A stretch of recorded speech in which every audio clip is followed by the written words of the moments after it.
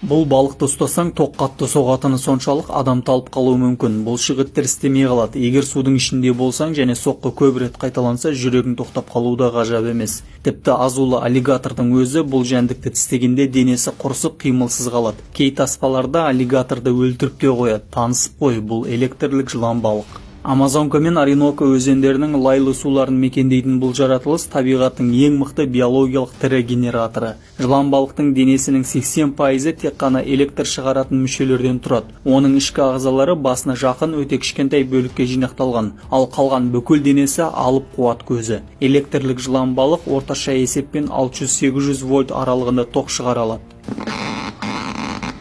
Электроциттер бұл мыңдаған жалпақ жасушалар, олар дене бойымен тізбектей орналасқан. Әрбір жасуша аз ғана тоқ шығарғанымен олар бір мезетте қосылғанда алып күшке ие болады. Оның денесінде 3 түрлі электр мүшесі бар. Мейн және Хантер мүшелері жоғары вольтты соққы үшін, ал үшінші Сакс мүшесі төмен вольтты импульстер үшін жауап береді. Алғашқы екі мүшесімен ол суда жүзіп жүріп, олжасына жақындағанда қысқа күшті импульс жібереді. Бұл тоқ балықтардың бұлшықеттерін лезде салғылып тастайды. Соңғы Сакс мүшесімен ол айналасына әлсіз электр толқындарын жіберіп, радар ретінде пайдаланады. Егер толқын бір затқа тиіп қайтса, жылан балық оның көлемі мен орнын дәл анықтайды.